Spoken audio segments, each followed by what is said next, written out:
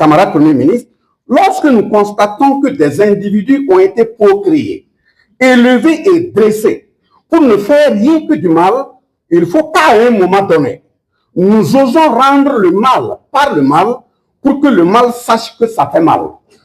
Donc,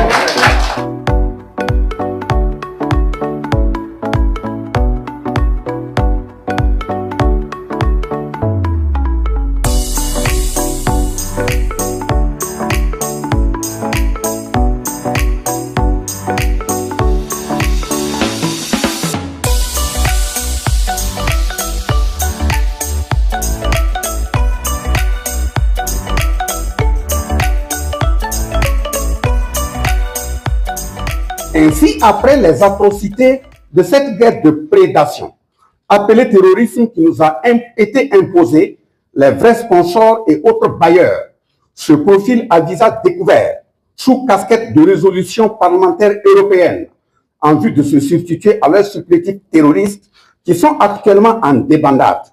Leurs intentions malveillantes sont claires, intervenir directement pour mieux semer la désolation, les massacres avec l'objectif de nettoyer les peuples noirs afin d'occuper leurs terres et exploiter leurs richesses. En effet, le jeudi 18 juin 2026, l'Union européenne a voté une résolution qui a dépeint un tableau sombre du Burkina Faso. Cette résolution a été portée de façon démentielle par le général français Christophe Gomard. Est-il besoin de rappeler que ce sont ces mêmes acteurs dans le même Parlement européen qui ont porté l'ignominieuse résolution le 12 mars 2026 exigeant la libération, je cite, immédiate et inconditionnelle de Mohamed Bazoum, fin de citation.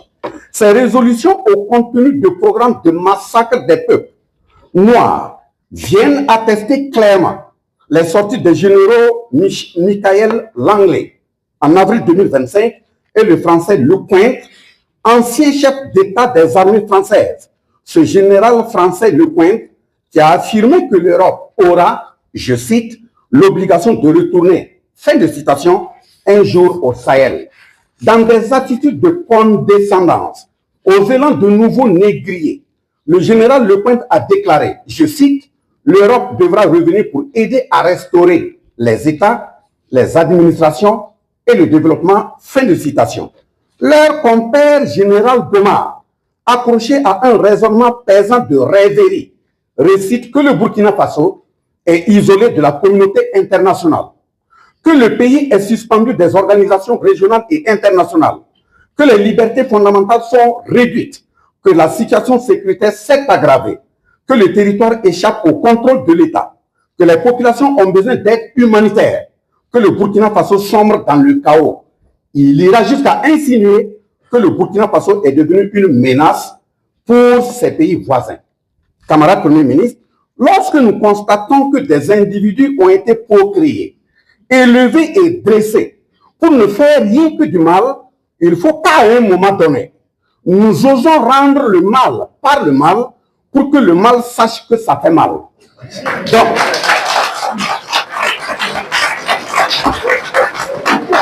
Donc, avant sa mise au point, avant ma mise au point, je tiens à renouveler nos sincères reconnaissances au peuple et leurs dirigeants toujours dotés de décence et du sens de dignité et d'honneur leur permettant de comprendre la lutte de souveraineté au niveau de la Confédération des États du Sahel. Quant aux autres dirigeants, surtout occidentaux, et en particulier ceux et celles qui prennent l'intérieur du Parlement européen comme un endroit d'action incestueuse, d'un lieu de barbecue et festin à chair humaine, arrosé de coupes débordantes de sang de leurs victimes durant des millénaires, des petits-fils d'aujourd'hui, comme leurs aïeux d'hier.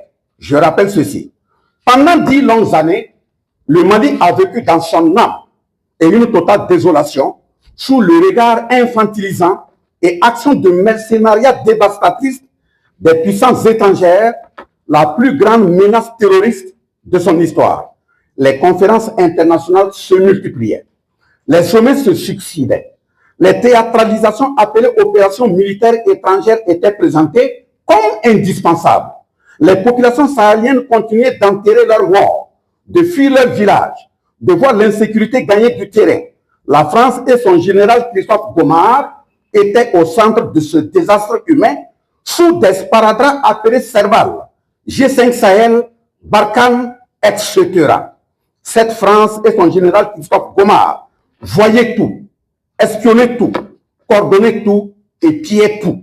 La France, avec la complicité de ses compères occidentaux, ont joué exactement le même jeu macabre de la conférence de 1884 sur le partage de l'Afrique en appliquant exactement le contenu du Code noir de 1685. Elle a joué pleinement son rôle de pays prédateur. Elle a glissé